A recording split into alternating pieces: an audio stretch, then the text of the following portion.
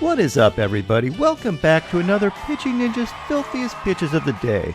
Remember, before we get to those pitches, hit subscribe. Don't miss out on joining Ninja Nation. And without further ado, here are my filthiest pitches of the day.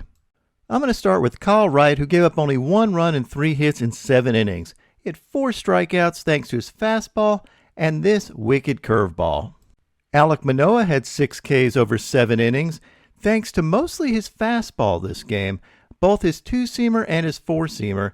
And here you can see an overlay where I overlay his 4-seam fastball at 96 miles an hour and a 95 mile an hour 2-seamer. This shows how hard hitting is. They're about the same velocity and end up in 2 very different locations. Manoah faced off against Nick Pivetta, who's been pitching really well. And here's an overlay of Pivetta's fastball and curveball, and you can see what makes him so tough to hit. The bench is cleared in this game after Pivetta hit Kirk with this fastball that looked like it was just supposed to be an elevated fastball and got away from him. But the Blue Jays took offense to it, and the bench is cleared. You can see Pivetta saying, "I wasn't trying to effing hit him."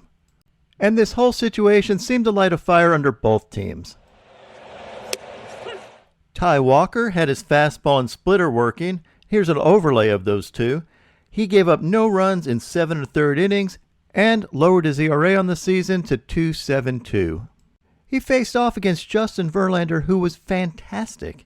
Verlander threw 8 innings of scoreless ball, giving up only 2 hits, lowering his ERA to 2.03 on the year. And he had his changeup, curveball, slider, and fastball all working. I keep saying this, but this man's going to pitch till he's 50. Justin Steele had these dirty sliders. He had 6 strikeouts in 5 innings of 1-run ball. He was up against Hunter Greene, who had some really good stuff. Here's a 101 mile an hour fastball, and he had this White Castle special with this ridiculous 90 mile an hour slider. I mean, look at that. Greene had 5 strikeouts in 4 innings, only gave up 2 hits, but gave up 3 runs. Zach Greinke had these beautiful curveballs. He had 3 strikeouts in 6 1-run innings. Mike Clevinger had his fastball and slider working. He had 6 strikeouts in 6 innings, giving up only 1 hit and no runs. He lowered his ERA to 2.79. And of course, he had his elite wind-up dance. Shane Bieber and I talked about why a pitcher would do this. You were doing this little dance as you were getting ready to throw, and it reminded me of Clev's little dance. Did you get that at all from him to stay kind of loose in your lower half? What was or is this like you just developed it yourself? Yeah, so I did do that a little bit in college. And then I just noticed like rhythm, like it as a pitcher, if you're just standing still in between pitches, leg locked, whatever you may do, like it's not going to put yourself in the best position to execute that next pitch. Jameson Taillon had 6 strikeouts in 5 innings thanks to these wicked curveballs. Sandy Alcantara threw a complete game, and I watched it and I didn't even think he had his best stuff. When a pitcher can dominate like that and not have his best stuff, that's impressive.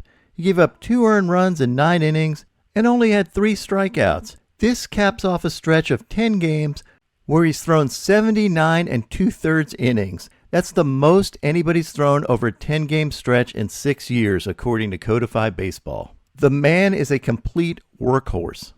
My best performance of the night was by Shohei Ohtani. Ohtani had 11 strikeouts in 5 2/3 innings, giving up only 1 walk. And you might remember that Shohei was my pick of the day yesterday to have 9 or more strikeouts. Not only is Shohei fun to watch, but hopefully he made you some money too. He now has a higher K/9 rate than Shane McClanahan. Yep, Shohei's got a 12.3 K/9. This game, he really dominated using his splitter and slider, and boy, those splitters were just disgusting. And check out the movement on those frisbee sliders. He had 42 called and swinging strikes in less than 6 innings, which is the most in baseball this year. Not only is Shohei's stuff legendary, but even him taking signs from PitchCom is legendary. Look at his facial expressions here. It almost looks like he thinks the ball is talking to him. And who knows, it's Shohei. Anything's possible. Maybe the ball is talking to him. The thing I love most about watching Shohei is his competitiveness with runners on base. I got a chance to talk to Ben Verlander about this recently. when he has runners in scoring position and he bears down and he puts, like, you can see the change in his face where he takes it as a personal affront to let runners score. I love the competitiveness he brings too. And to top it off, check out this amazing stat. Only 4 pitchers have had 30 strikeouts and given up no runs over a 3-start span in the last 10 years.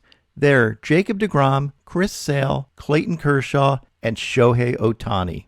Now onto my filthiest relievers. Mark Appel struck out a batter yesterday with this 97-mile-an-hour fastball, and he is an amazing story. He was the first pick in the 2013 draft, walked away from baseball completely in 2018, has had struggles with depression, and worked his way back into baseball, and now is in the major leagues striking out batters. Just an incredible, inspirational story. All you represent. Congratulations. What an incredible moment. And let's keep doing this. Let's keep having more conversations like this in the future, okay? I love that, John. Thank you so much. John Schreiber had this 95-mile-an-hour fastball and pitched with absolute fire. Matt Strahm had these 2 swords. Devin Williams had 3 Ks thanks to this wicked airbender and his fastball. Devin Williams has not allowed a barreled ball all year, and he's striking out 14.9 batters per 9 innings. Brusdar Graterol had this 101-mile-an-hour backdoor painted 2-seamer. Insane. Cue the trumpets. Edwin Diaz had these wicked sliders. Jhoan Duran had this vicious blinker, and Ramirez swung so hard his helmet came off. I love seeing that helmet fall in slow motion. That splinker is truly a unicorn pitch. And now, my pitching ninja moment of zen. Actually, this is the opposite of zen. Naylor loses his mind after a walk-off home run, and I love it.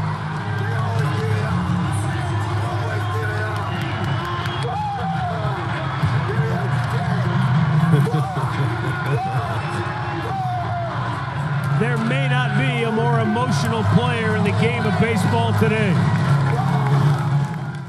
What is up, Ninja Nation? My pick of the day today would be for Graham Ashcraft to have 7 strikeouts or more. He had 8 Ks his last outing, and it looked to me like he figured some stuff out in that outing. I mean, the dude throws 99-mile-an-hour cutters, for God's sake. Right now, the odds are plus 480 for 7 Ks or more, and I think I would take a look at that. Who would your pick of the day be?